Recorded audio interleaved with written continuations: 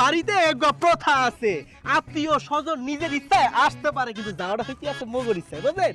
চলেন আমরা হলে খেলবি। এই মানে কি বিয়াইন ফান করছি, একটু দুষ্টামি করছি। ওই যে মনে আছে না বিয়ার কালে, মনে আছে না আমরা যে খেললাম, ওর লাগে জিততে গেছিলেন? এবার মুই চিন্তা করছি আমরা বাড়ি নিয়ে যে খেললাম মুই জিতমু। চলেন।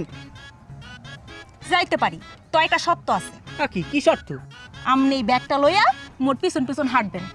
আইয়া হাই ওরে সব সখীরে পার করিতে নেব না না, ওরে তোমার বেলায় নেব সখী তোমার হাতে লাকেজ।